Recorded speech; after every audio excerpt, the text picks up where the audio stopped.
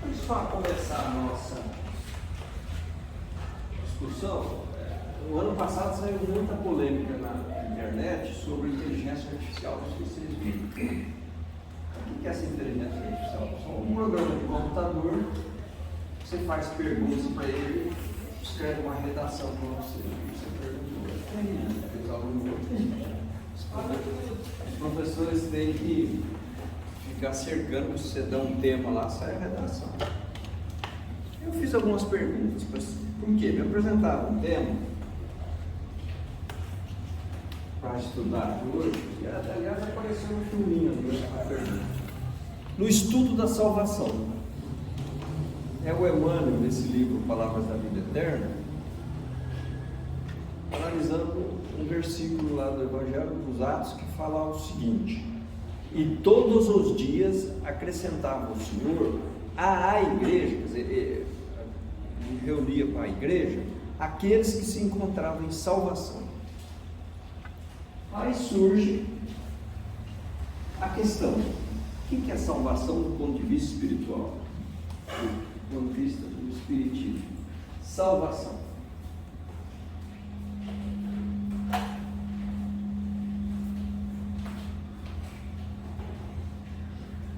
Vamos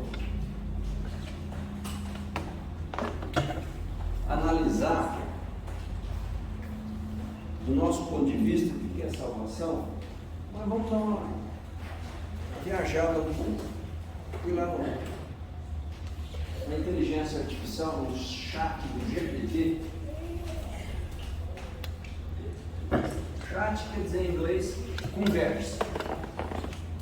GPT não sei o que é. Mas eu sei o negócio que fez furor aí da Microsoft, fez as ações dela subir. Você entra lá e cria uma conta e pode perguntar o que você quiser que ele te responde. Maior paciência. Primeira pergunta que eu fiz aí: quais são as maiores religiões que tem no mundo hoje em número de adeptos? Vocês sabem?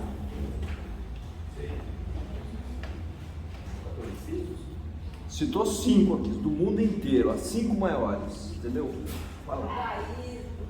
Primeiro, o cristianismo. Ele coloca aqui no cristianismo com todas as suas variedades. O cristianismo é a maior religião do mundo, em termos do número de adeptos. Estima-se 2 bilhões. Se você analisar que a Terra tem 7 bilhões, 8 bilhões, né? Um quarto, cada 4 pessoas, uma diz que se baseia em Cristo. Tem várias denominações, várias tradições, né? Incluindo o catolicismo romano, o protestantismo, os ortodoxos orientais, tem a série de correntes que estão nesse. A segunda, vamos ver, que diz que vai se tornar a primeira em uns 10, 20 anos. Islamismo. Então a primeira é o cristianismo, a segunda é o islamismo.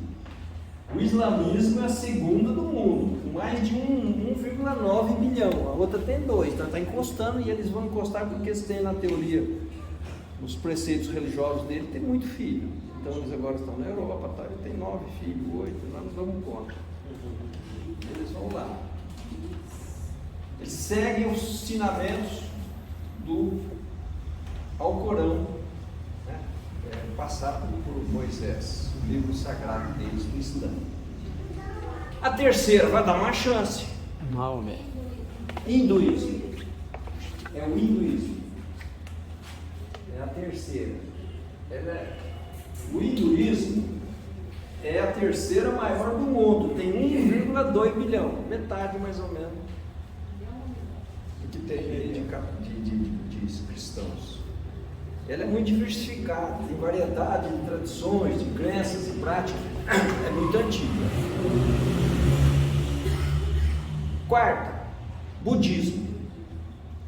É a quarta com cerca de 500 milhões, quer dizer, meio bilhão. Tá? Então 2 bilhões, 1 bilhão 900 para os islâmicos, depois o hinduísmo 1,2 e aqui quarto e meio. E o quinto Essa ninguém sabe, nem eu. É o sikhismo.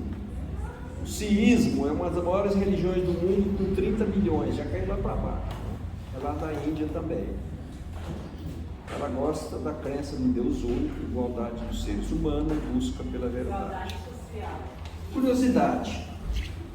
Aí eu estava atrás do seu GPT e comecei a perguntar qual que é o conceito de salvação de cada uma dessas religiões. Vocês sabem que nós tem uma série de religiões que estão do lado de lá da Terra, não sei, são do Oriente, né? Dessas que nós citamos aí, tem o hinduísmo, tem o budismo, mas tem outras, tem o taoísmo, né?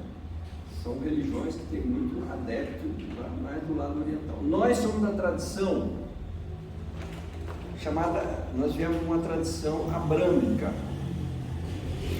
a nossa raiz. Eu vou contar um pouco sobre isso, porque é interessante saber por que a gente tem na cabeça a história de salvação. Muito bem. Depois eu vou contar um pouco de história da nossa trajetória através da história. E o que é para nós salvação. Perguntei para o GPT qual o conceito que o budismo tem de salvação. Fiz a mesma pergunta com relação ao hinduísmo, as 5 grandes religiões, ao judaísmo. Não está na lista das maiores, mas é a nossa raiz primitiva. O catolicismo, que todo mundo conhece, o protestantismo, o islamismo. E depois eu apertei, já que você é da inteligência artificial, eu vou te perguntar o seguinte: qual o conceito de salvação segundo o Espiritismo e de acordo com Emmanuel? O Espírito Emmanuel. Desse jeito a pergunta aqui. Ele não dá nada, respondeu. Depois eu quero analisar com vocês se vocês concordam com o que ele respondeu ou não. Porque isso aqui, ele pega um banco de dados da humanidade e te dá uma resposta. Quer dizer, o que as pessoas produziram, faz lá as compilações, sei lá.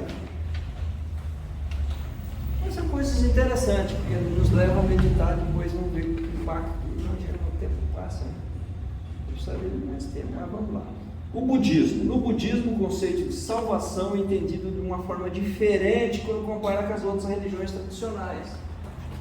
O budismo está aqui em 4º lugar, tá? O siísmo eu não perguntei. É meio que diferente. O objetivo principal do budismo não é alcançar a salvação no sentido teológico, é no sentido de religião. Isso é a resposta que o GPT deu, tá? Mas sim atingir uma iluminação ou libertação do sofrimento. Então você sair do sofrimento, se libertar. Esse estado é conhecido como Nirvana. Vocês já ouviram falar do Nirvana, viu? Que é o estado de beatitude que os budistas atingem quando estudam.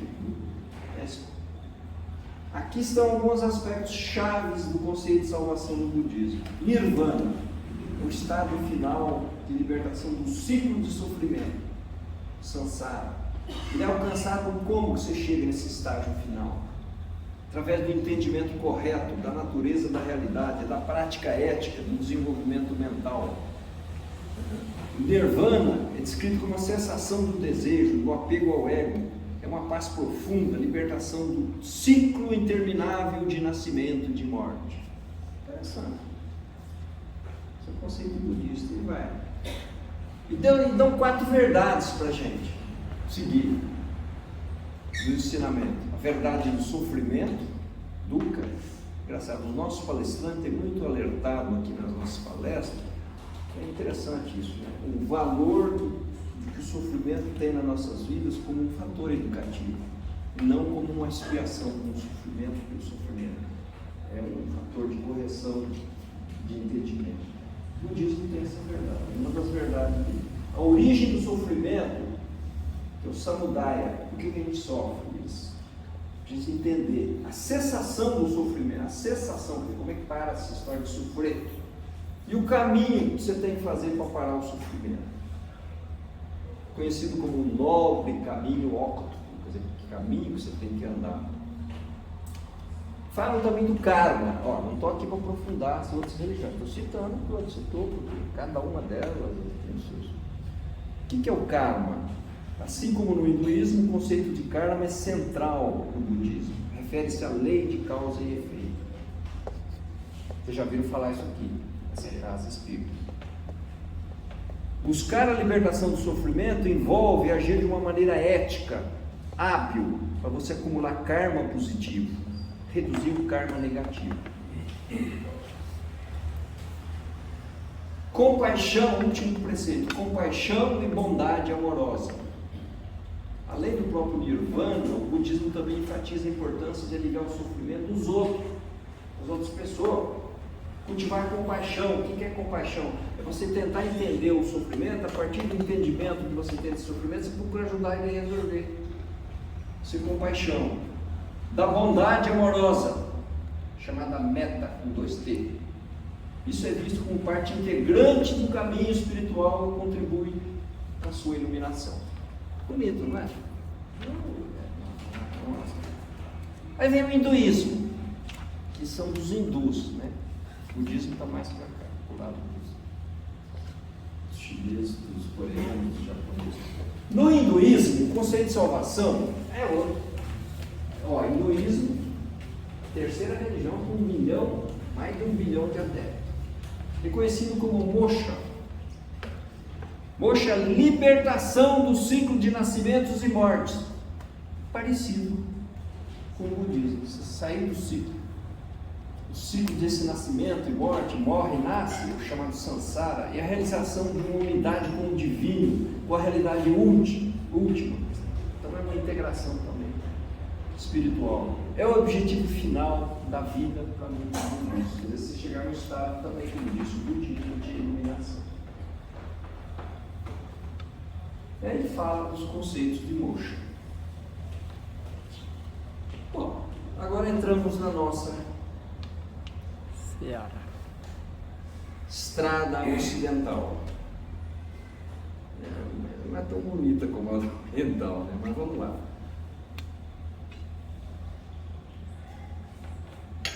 Tem umas coisas, aí uma coisa vai puxando outra. Para a gente entender como chegamos até aqui,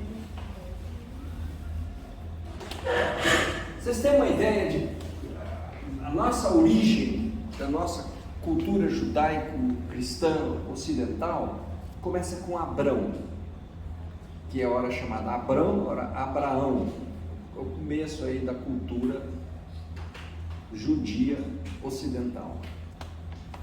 Está no Velho Testamento. Vocês sabem, os teóricos aí, os estudiosos, colocam na linha do tempo o Abrão, patriarca do judaísmo e do cristianismo e do islamismo, uma coisa que a gente não sabe. Ele é uma figura fundamental nessas religiões. Ele era conhecido pela sua fé em Deus. Vocês lembram que ele foi mandar matar o filho? Se você matar o meu filho, o seu filho, nós vamos acreditar que você tem fé. Diz a tradição, ele foi lá matar o filho de Deus, falou, vou parar, já está bom, não precisou matar. Ele era casado com Sara. Vou contar um pouco da história para a gente ilustrar. Casado com Sara. E Deus tinha um papel fundamental, porque até ali não tinha religião estabelecida. Diz que o contato de Deus era direto com as criaturas, sem uma intermediação de religião. Essa é a tradição disso. Aí chegou para Abrão e resolveu ali fundar a religião. E fez os testes e ele passou. O teste do filho foi o mais difícil, ele teve que levar um filho amado. Bom, Abrão é casado com Sara, mas ele já tinha idade e não tinham filhos. Aí Deus pediu para ele ter filho.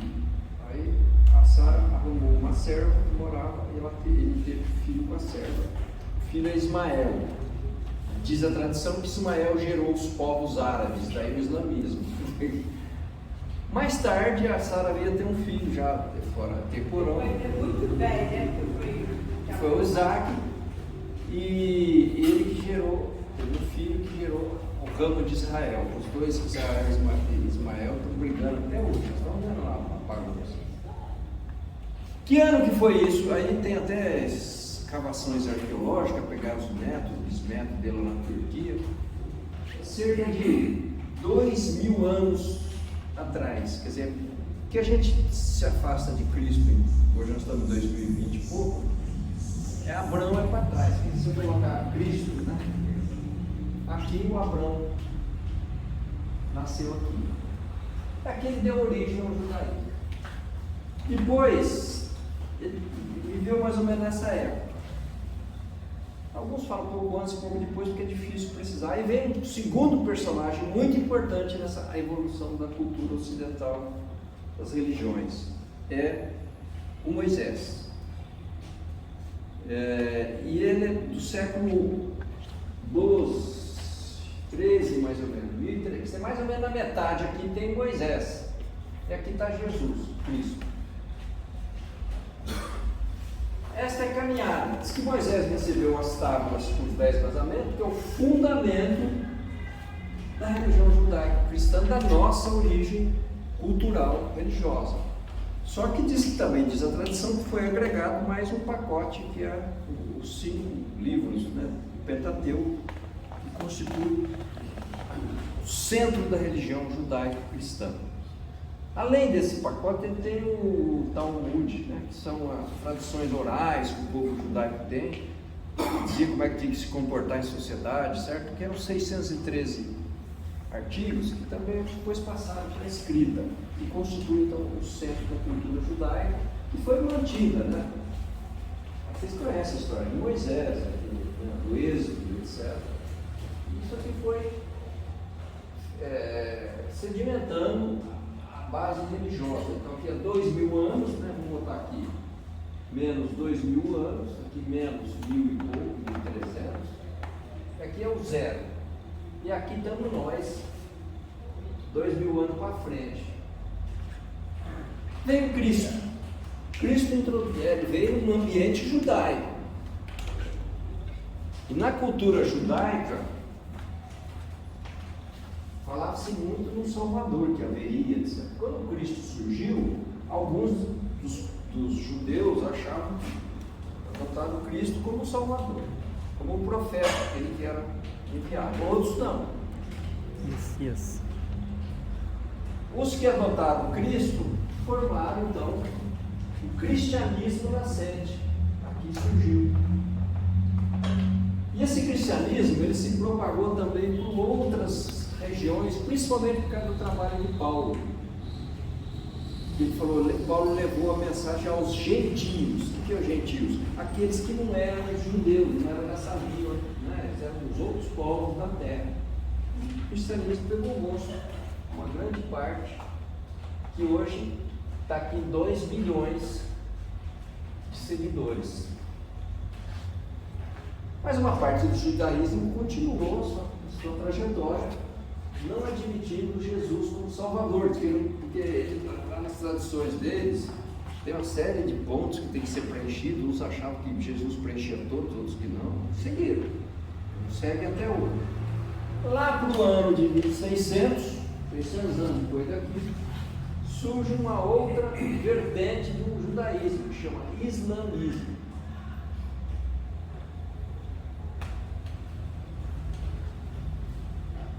Que veio o profeta Maomé. E o islamismo adotou todas as outros profetas aqui como parte da sua crença. Eles adotam Abraão, seus filhos, Moisés faz parte do islamismo, Cristo faz parte do islamismo, e o profeta Maomé também faz parte do islamismo.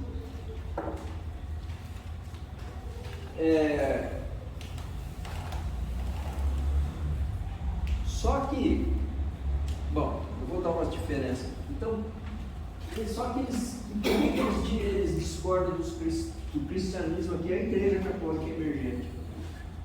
Porque eles acharam que a igreja mistura Cristo com Deus. Eles falam, isso está errado, é idolatria, isso não é admitido. Cristo é mensageiro, Deus é Deus. Então, para eles, a autoridade suprema é Deus, e todas as suas vindouros aqui são profetas, e é uma visão mais ou menos, né, igual ao espiritismo. Jesus para nós é considerado um espírito de primeira grandeza, etc. Não é Deus. Muito bem. E a igreja foi caminhando, fazendo suas besteiras pelo caminho, acertando aqui, errando ali, né? E houve divisões. Tem igreja no âmbito tem uma divisão aqui do cisma da igreja, foi 1000 e pouco, acho que 1100. Dividiu com a igreja ortodoxa, que tem aquela parte que é a Rússia, que é na Turquia tem a igreja ortodoxa. Foi uma briga entre eles, tem a igreja anglicana, depois em 1500 teve a diáspora, que a gente chama de divisão dos protestantes. Muito bem, nesse pacote de religiões, existe o grupo que é sectarista e os grupos não sectaristas. O que é isso? Aqueles que falam, se você pertencer à minha religião, você pode ser salvo. Voltou a questão dos... Se você não é salvo. Daí surgiram grandes brigas. Aquelas religiões orientais, como hinduísmo, budismo, taoísmo e tem outras, elas não são sectaristas. Você não precisa ser budista para atingir o estado de iluminação, perfeição, nem hinduísta, nem nada. Agora, aqui no nosso ramo, chamado aqui abrâmicas, nós estamos aqui em algum ponto, 1800 e pouco, 50, e surge o espiritismo também como uma variação. Nesse ramo abrâmico, o judaísmo original não é sectarista. O conceito de salvação para o judaísmo, ele não exige, que tem aqui, que você seja praticante da religião dos judeus para você se salvar. Todas elas, do nosso ramo aqui, exigem, exceto o espiritismo, elas acham que você morreu tem um ponto de ruptura na sua vida. Você vai para cá ou vai para lá, de um jeito ou de outro. Né? Você lembra? Ou vai para o céu, ou vai para o inferno, ou é escolhido, ou não é escolhido. Todas têm isso aí, o espiritismo não. As religiões orientais também não têm esse conceito de uma descontinuidade com a vida da morte. Você continua com a vida, são um ciclo de renascimentos e reaparece. Muito bem, o islamismo é a mais sectária de todas. Ela acha que se você não for no Islã, não tem chance. E mais, ela acha que o outro tem que ser destruído. Então, por isso que tem tanta guerra relacionada à cultura islâmica. Mas do outro lado, é uma religião até bonita, se você pegar o judaísmo. O conceito de salvação tem muitas faces, ele não é simples. Você tem que obedecer a Deus, tem que ter uma aliança com Deus, tem que ter um arrependimento e perdão. A questão do arrependimento, do perdão, permeia todas as religiões abrâmicas. É impressionante isso. E vida após a morte. Eles acreditam que há uma vida após a morte, pode variar de acordo aí, que tipo de vida é, de acordo com as diferentes correntes judaicas. Algumas vertentes do judaísmo acreditam em uma vida após a morte, na qual as almas são recompensadas ou punidas. Então essa cultura da pena, da recompensa ou não, já nem de longe, está sendo gestada aqui na alma das pessoas. Aí vem o islamismo. O islamismo, que é esse ramo judaico, né, que adota todos os profetas, mais o Maomé, diz que você tem, primeiro, se submeter a Alá. Alá é o Deus. O termo Islã significa submissão à vontade de Alá. Completa. Fé e boas obras. Aí tem uma questão das obras que dá muita discussão entre nós aqui, nas nossas religiões. A obra é importante para a salvação ou não é? O islamismo isso fala muito em obra, como fala o budismo, né? Ele quer que você combine fé com boas obras. Os muçulmanos acreditam que a salvação é alcançada através da fé em Alá, o único Deus, e no profeta deles como sendo o mensageiro de Deus. Prática de boas ações e das virtudes. Você tem que cumprir 5 pilares para se salvar. que os religiosos do Islã têm que incluir. Declaração de fé, que é o Shahada, uma oração ritual, tem que fazer aquelas orações, o Salah, pagar um dízimo, aí já entra a questão arrecadatória. O jejum durante o mês do Ramadã, tem que fazer esse jejum. E você tem que fazer uma peregrinação à Meca, cumprir esses singulares para se salvar. E tem um julgamento final, tem um juízo final. Aí você vai ser responsabilizado pelas suas ações na vida. Interessante, porque eles fogem do conceito tradicional do protestantismo. Aqueles que praticaram o bem, obedeceram a Allah, serão recompensados, vão entrar no paraíso. Enquanto aqueles que se desviaram de Allah, aí vão enfrentar o inferno. Então é um conceito muito parecido, tem muitos pontos de comum com os outros religiões.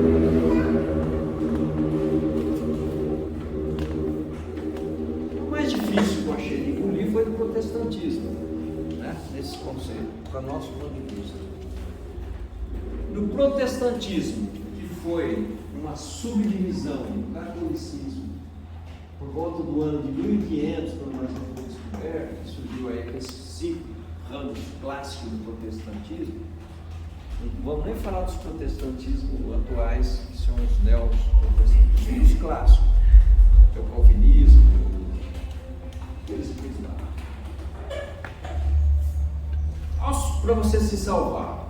E se você não se salvar, é fogo ou justificação pela fé.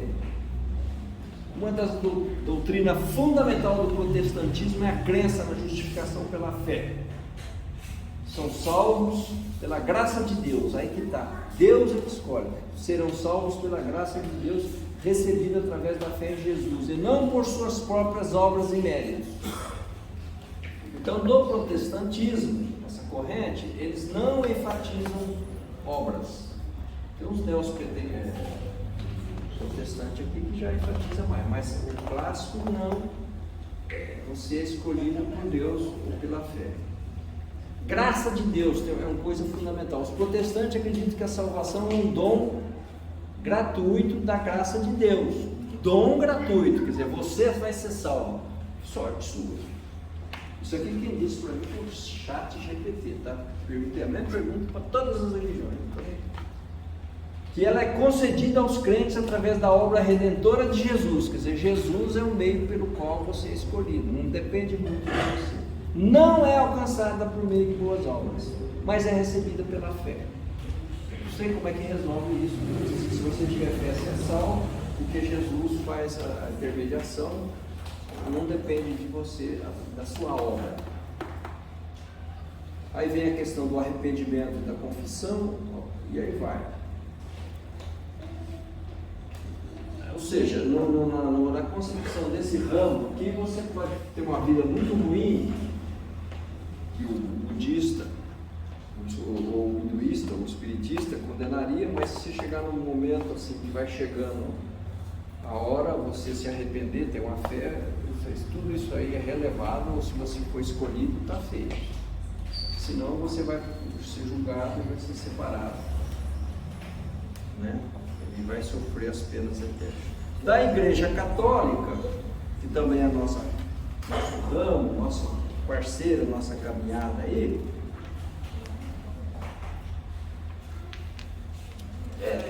a Igreja Católica, ela coloca uma dádiva da graça de Deus. Nesse ponto ele se toca com o protestante. É concedida aos fiéis através da fé em Jesus. Mesma conversa do protestante. Os católicos acreditam que não pode alcançar a salvação apenas por seus próprios méritos. Também é igual, não apenas, só que eles já colocam uma porcentagem de valor naquilo que você faz. Mas dependem da graça divina também. Isso é uma coisa que o Espiritismo escapa. Para nós, o Espírito não depende só da graça divina. Para nós, Deus deu oportunidade para todos, né, serem salvos. A morte e a ressurreição de Jesus Cristo são considerados os meios pelos quais oferece a salvação. Aí ela faz um papel de como é que eu falei, de sectário. Precisa ser da igreja, porque ela fala, tem papel fundamental nisso o quê? O sacramento, como o batismo, confirmação, eucaristia, reconciliação, unção dos enfermos, a ordem e o matrimônio. Quer dizer, você tem um ritual que é provido pela Igreja Católica para atingir a salvação. Mas são ensinados, por outro lado, a viver de acordo com os ensinamentos de Cristo. Amar a Deus, ao próximo, praticar justiça, caridade, humildade e evitar o pecado. É uma certa salada, né? Você não é escolhido, escolhido pela graça divina, tem que pregar os sacramentos, etc. Mas também tem que ser bom. Não dá para avançar em tudo isso aí, mas para mostrar onde é que nós que estamos sentadinhos aqui hoje fomos gestados, nós fomos criados desde criança, desde a sociedade nossa, uma cultura judaica ocidental com esses princípios. Muito bem, aí chegamos no ponto, daqui 8 dias eu tenho que terminar, daí eu vou ficar estudando. Aí eu perguntei para o GPT, qual o conceito de salvação que é provido pelo Espiritismo, segundo a visão de Emmanuel, o Espírito Emmanuel. Eu ia dar uma apertada nele. O que vocês acham que é? Eu posso ler? Vocês vão dizer se concordam ou não concordam, porque isso aqui vem também de uma máquina, né, que juntou eles, que achou eles no mundo da internet. Aí ele me respondeu o seguinte: o Espiritismo, conforme ensinado por Emmanuel, através das obras psicografadas por Chico Xavier, tem tudo, vírgula, oferece uma perspectiva única sobre o conceito de salvação. Nossa perspectiva é única, nós somos diferentes. Emmanuel é conhecido por suas profundas reflexões sobre espiritualidade e moralidade, e é verdade.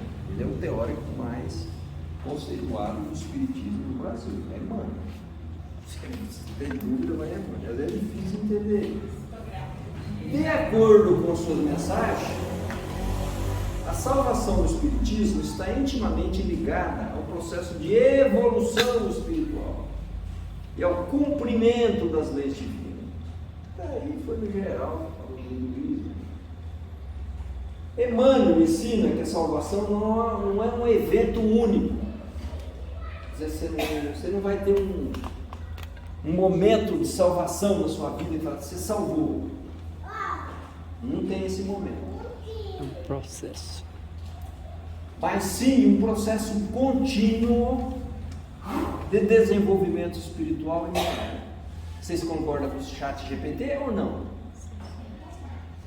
Como diz o grande Guimarães Rosa, no grande Sertão Veredas que eu adoro. O real não está nem no começo, nem no fim. O real se desenvolve na caminhada.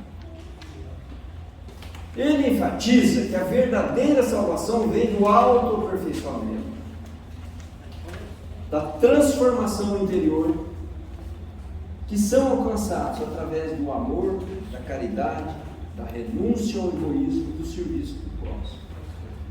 Dá para engolir ou não? Para Emmanuel, a salvação está intrínseca. Como está lá escreve? Tem gente, o povo é doido. Para Emmanuel, a salvação está intrinsecamente ligada à lei de causa e de efeito, ou karma. Aí nos liga o conceito hinduísta e budista do termo karma, que é a lei de causa e efeito. Você recebe de retorno aquilo que você faz, tanto de bem ou de mal. Ele ensina que a cada ação tem uma consequência, e através do aprendizado, da redenção dessas consequências, o que é o aprendizado? Você entender, por isso que vem o sofrimento, né? Para você aprender na lei de causa e efeito as leis divinas. Redenção, quer dizer, você sair do ciclo de sofrimento. Daí nós nos aproximamos muito da visão oriental, hinduísta, sair do ciclo de sofrimento e de dor, que os espíritos progridem em direção à sua evolução espiritual. Além disso, Emmanuel destaca a importância da reforma íntima, Tá bom? Como um elemento essencial para você se salvar. É na hora que você reforma por dentro, você vai se tornando um ser diferente. Ele enfatiza a necessidade de você buscar harmonia interior, superar as fraquezas, os vícios, cultivar virtudes como humildade, paciência, compaixão. Nossa, paciência eu estou numa luta, faz tempo eu consegui lutar, né? Em resumo, para Emmanuel, dentro do contexto espírita, a salvação é alcançada através do progresso espiritual, da prática do amor, da caridade, do perdão, da busca pela harmonia interior, com base nos princípios da moralidade e da lei divina. Não tem juízo final, não tem ponto de ruptura, não tem daqui para frente, você vai para a direita ou você vai para a esquerda, não tem gente queimando, não tem gente indo no céu. Você é o que é. O processo, a caminhada é que é importante. E eu tenho que encerrar até as 8h15 e eu vou colocar uma mensagem de Emmanuel para dizer, então como é que a gente faz isso? Né? Todo expressivo. Eu acho que a grande dificuldade da gente faz a gente caminhar, por isso que Paulo fala nessa mensagem dele. Deus vai acrescentando todo dia gente a salvação. Quer dizer, a gente tem que manter o foco espiritual da existência. Essa que é a grande dificuldade nossa. E temos outras dificuldades quando a gente olha para as outras religiões. Nós não temos um ritual, não temos aquelas práticas 5 ou 6 que a Igreja Católica tem, ou o hinduísmo tem, que nos ficam, vamos dizer, martelando na mente que a gente tem um destino espiritual. Então nós temos que construir uma consciência de que nós somos seres espirituais que estamos numa jornada, numa caminhada, numa trajetória. Se a gente perder o foco, aí a coisa fica ruim. Porque aí nós vamos passar pela vida distraído, né? E não vai dar ruim. Então, a gente vir aqui estudar, tomar um passe, fazer o Evangelho no lar, fazer as nossas orações, são maneiras de você manter o foco, você manter o centro na sua existência. Eu sou um ser espiritual que estou fazendo uma caminhada, uma jornada evolutiva eterna. Senão, a gente passa pelas vidas distraídas. Finalmente, buscando o próprio Emmanuel,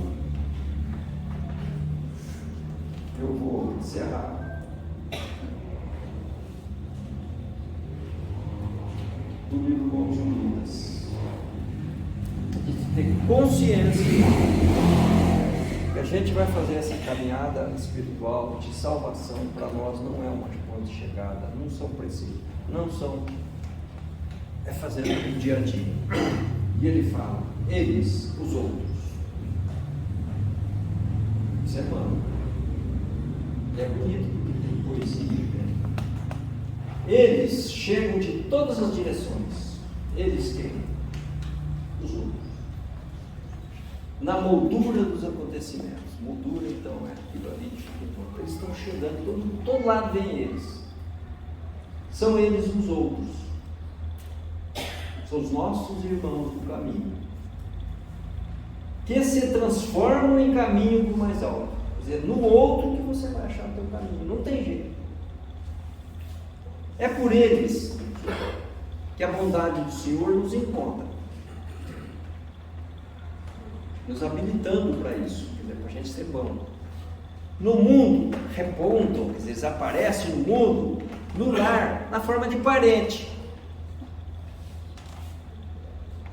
E se estão lá dentro de casa, eles são os professores do nosso aperfeiçoamento espiritual, os parentes.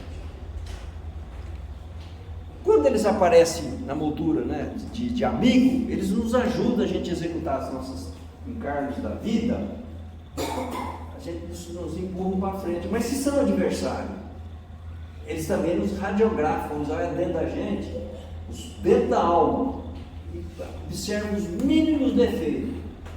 É muito bom porque a gente passa a corrigir os defeitos dos outros. Às vezes eles aparecem no nosso caminho na forma de necessitado. Eles testam o nosso amor, testam o desprendimento da posse. Mas às vezes também são os benfeitores que nos estendem os seus corações, os braços, na forma de auxílio, né? Os benfeitores nos auxiliando, nos afirmando esses benfeitores, sem falar nada, sem palavras, que jamais nos achamos esquecidos de Deus. Então todos nos salvaremos no final das contas, através deles, dos outros, que efetivamente somos nós, em nós.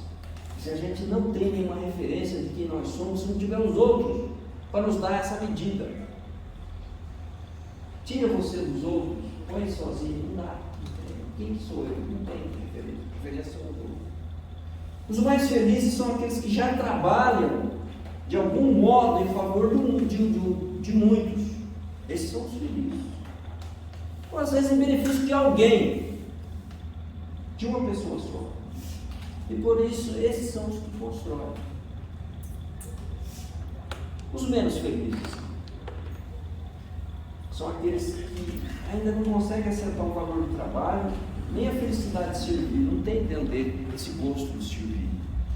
E por isso são aqueles que estão esperando a salvação. Todos, porém, somos filhos da sabedoria, necessitados uns dos outros. Observemos então a nossa conduta diante do próximo, a métrica outra vez, porque em verdade os outros nos medem a altura espiritual no dia a dia. Eles trazem, segundo as nossas necessidades, o ensinamento da justiça, o socorro da bondade que se derramam das leis da vida. E a vida é sempre uma escola para todo mundo. A gente tem que considerar que são os outros que nos traçam a nota ao progresso. São os outros. E ao merecimento de cada um no currículo das lições. Então essa é a mensagem para colocar Emmanuel nesse contexto e dizer como é que a gente faz a nossa trajetória de salvação. É os outros. Vamos fazer a nossa prece, tomar um passo.